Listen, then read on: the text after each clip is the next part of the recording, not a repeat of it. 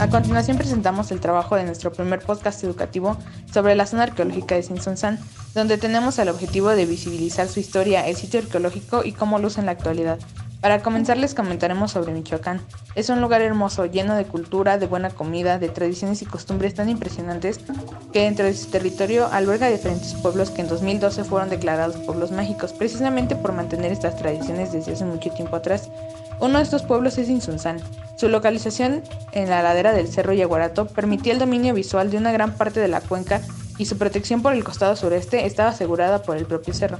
Se pueden constatar dos periodos de ocupación del sitio a partir de las estructuras arquitectónicas, una gran nivelación artificial de la ladera del cerro sobre la que se encuentran los edificios visibles en la actualidad y una subestructura de dicha nivelación y de los edificios conocidos como yacatas. Tzintzuntzan es una palabra en lengua purépecha, quiere decir lugar de colibríes, y designa actualmente a un pueblo ubicado en la zona noreste del lago de Pátzcuaro.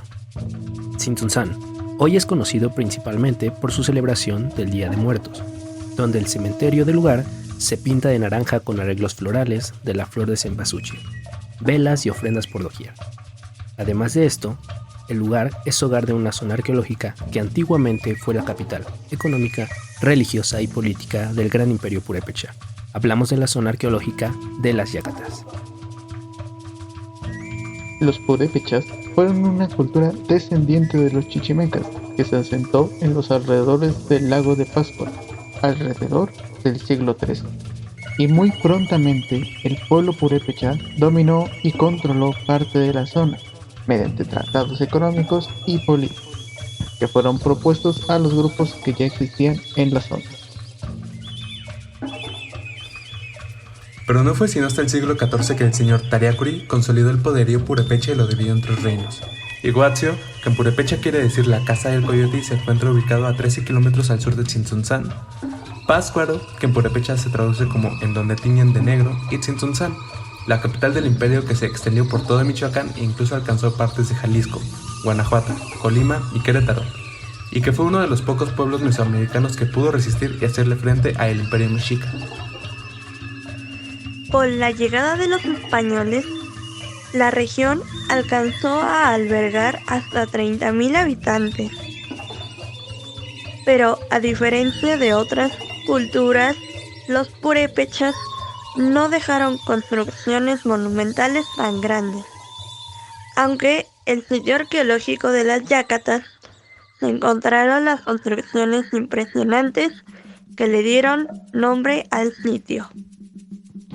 En 1522, el señor purépecha Tzontzintlangaxoan II, con el propósito de evitar una guerra que se creía perdida, facilitó las relaciones del pueblo español y entabló conversaciones con el conquistador Cristóbal de Olid, conquistador conocido por acompañar a Cortés durante las primeras etapas de la conquista. Sin embargo, en 1530, el conquistador, quizá el más sádico de todos, Nuño de Guzmán, dejó de lado la diplomacia y comenzó una conquista militar donde le dio muerte a Tzontzintlangaxoan II, lo cual desestabilizó mucho más la situación, incluso para la corona española. Esta última respondió enviando al sacerdote, oidor y humanista Vasco de Quiroga. El pueblo purépecha estaba destruido, pero Quiroga se preocupó y se relacionó con ellos, por lo que les brindó educación, enseñándoles oficios y especializaciones artesanales, e incluso estableció un hospital dedicado a los indígenas de la región. Además de este periodo, se puede pensar que la evangelización en Michoacán fue pacífica por parte de la orden franciscana, quienes se dedicaron a levantar, por mano de obra indígena, capillas, conventos y templos para llevar a cabo su tarea. La evangelización en Michoacán inició con la fundación de conventos en Tzintzuntzan, de los cuales destacan la Capilla de Santana, donde se le dio la primera misa en la región, pero que hoy está desaparecido, y el convento de San Francisco, levantado en 1575, y que hoy es un punto de interés importante para visitar. En Tzintzuntzan, los conventos fueron construidos en la parte baja de la ciudad, lo que ayudó a que parte de las estructuras conocidas como yacatas se conservaran. Las investigaciones arqueológicas inician en la región a finales del siglo XX. La primera referencia de la existencia de vestigios arqueológicos se remonta a 1855, cuando Beaumont destaca lo que fueron los principales asentamientos purépechas: Pátzcuaro, Tzintzuntzán y Huatzio. En 1930, Alfonso Caso realizó la primera excavación en Tzintzuntzán. El vocablo Yácata proviene del náhuatl Yácatl, que significa nariz, aun cuando otros investigadores le atribuyen el significado de amontonamiento de piedras. Las primeras yácatas que se construyeron eran de cuerpo rectangular. A las posteriores se le agregaron construcciones redondas en la parte de arriba. Su construcción es diferente a la de otras pirámides de Mesoamérica, ya que en ellas se emplearon piedras sueltas recubiertas con lápidas de yanamo, especie de piedra volcánica, pegadas con arcilla. Se cree que estas estructuras estaban dedicadas a las deidades principales purépechas: Curicaueri, el dios creador del cosmos, y Cuerauaperi, la diosa madre.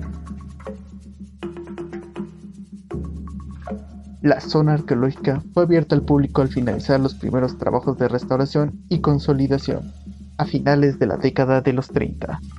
El Museo de Sitio de los Yacatas, o Museo de Sitio de la Zona Arqueológica Tzintzuntzán, se inauguró en 2014 para dar a conocer los materiales recuperados en las exploraciones realizadas en la antigua capital del Imperio Purépecha. La idea del museo se remonta al siglo pasado. Luego de 18 temporadas de exploración y restauración, la gente de la localidad solicitaba ver los objetos hallados. Para 2014 se logró y se abrió al público el museo, con costo de 65 pesos la entrada, de martes a domingo, de 9 de la mañana a 17 horas. Agradecemos la oportunidad de llegar hasta ustedes. Esperamos que el contenido de este podcast sea de gran ayuda para reflexionar acerca de esta zona arqueológica y de su historia en la región, su importancia y sus características únicas.